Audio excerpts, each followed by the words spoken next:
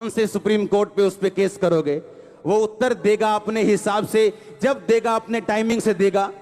उसने परमेश्वर को शैतान बोलता था। तो आपने क्या क्या लीलाएं की हैं? कोई ऐसी लीला नहीं की जिसमें हम फंसे हैं, लेकिन आपकी अदालत में आए हैं तो आपके उसमें आप जो कह रहे हैं, तो हमारे जीवन में गुरु कृपा से जो किया सब सनातन के लिए किया और केवल सनातन के लिए करें। लीला का मतलब ये हम कोई ईश्वर नहीं है, हम कोई भगवान नहीं है, साधारण जैसे ये इंसान है वैसे हम मानव हैं, हमें कोई अलग नहीं है, बस हमने अपनी परंपरा को ठीक से जाना, ये अलग है। आप जब स्कूल में पढ़ते थे तो जैसे बाकी छात्र होते हैं ऐसे ही थे लगभग।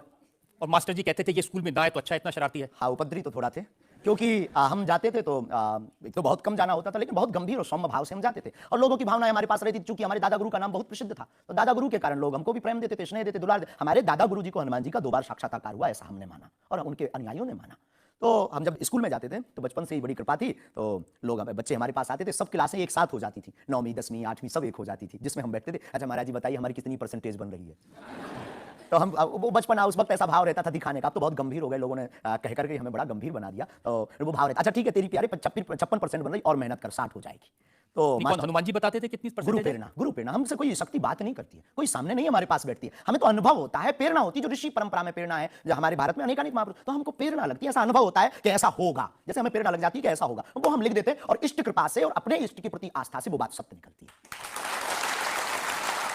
हमारा जीवन भी बड़ा अभाव से गुजरा। एक छोटी झोपड़ी रहती थी, वो भी झोपड़ी कच्ची झोपड़ी, उसमें पिताजी रहते थे, हमारी माँ, हमसे छोटी बहन और उससे छोटा भाई, 5 लोग उसमें रहते थे। उसी में भगवान को स्थान था। दादा गुरुजी निर्मोही अखाड़ा से साधु थे, तो उन्हें परिवार से ज्यादा मतलब नहीं था। तो बड़ा अभाव में गुजरा हमारा जीवन, बहुत विचित्र स्थितियों में गुजरा, लेकिन अभाव ने प्रभाव की महिमा बताई और आज प्रभाव ने हमें अभाव की महिमा बताई। तो आप कह रहे हैं कि जब छात्र थे तो साधारण छात्र थे, जैसे बाकी बच्चे होते हैं, वैसे आज घर परिवार वैसा था जैसे बाकी लोगों का होता है। कोई नई बात नहीं, कोई ऐसा, हम कोई ईश्वर नहीं है, हम संसार से कोई अलग से ब्रह्मा जी की फैक्ट्री से सेट नहीं हुए।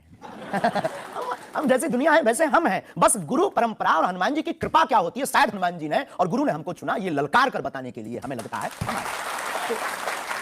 पूछ परमेश्वर से कि तूने मेरी प्रार्थना क्यों नहीं सुनी? क्या तू रुक नहीं सकता था? क्या 3 दिन बारिश, वही दिन बारिश करनी थी जब मेरे क्रूसेड थे? क्या वही दिन बारिश करनी थी जब मेरी मीटिंग थी? पहले आगे पीछे नहीं कर सकता था तू? कुछ नहीं कहा, आंखों से आंसू आ रहे थे और प्रार्थना करके वर्शिप करके सो गया। आज हर हफ्ते उसका फॉरेन में क्रूसेड होता उस पास्टर का, हर हफ्ते। मैंने दुनिया का कोई पास्टर नहीं देखा जो इतना फॉरेन में क्रूसेड करता हो उस एक पास्टर के अलावा। किसी की स्टोरी मत सुनो अकेली, उसकी ग्लोरी भी मत सुनो अकेली, उसकी ग्लोरी और स्टोरी दोनों सुनो। हालेलुया, दोनों सुनो। तब परमेश्वर ने प्रार्थना का उत्तर नहीं दिया जब वो रोजे रख के बैठा था। परमेश्वर ने कहा मैं दूंगा उत्तर, मैं क्रूसेड पे तुझे लेके जाऊंगा, इस्तेमाल करूंगा, पर अपने टाइम पे। परमेश्वर ने कहा इजरायली लोगों को कि मैं इजरायली लोगों को लेके जाऊंगा, जंगल के मार्ग से लेके जाऊंगा, शॉर्टकट में नहीं लेके जाऊंगा,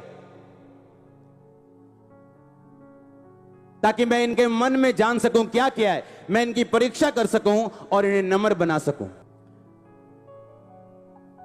आप परमेश्वर नहीं हो कि जब आप प्रेयर करोगे आप तभी उत्तर पाओगे, तब तो आप खुदा बन जाओगे। आप रियल लवर हो खुदा के, तो आप वेट करोगे, आपकी वेट मुबारक होगी, आपकी वेट फलवंत होगी। जो यहोवा की बाट जोते नया बल प्राप्त करेंगे, वो चलेंगे थकेंगे नहीं, उड़ेंगे वो यीशु मसीह के नाम में, वो दौड़ेंगे लिखा श्रमित ना होंगे। अपने पड़ोसी को बोलो तुम खुदा नहीं हो, कि जब तुम प्रार्थना करो वो तभी तुम्हें उत्तर दे। हालेलुया।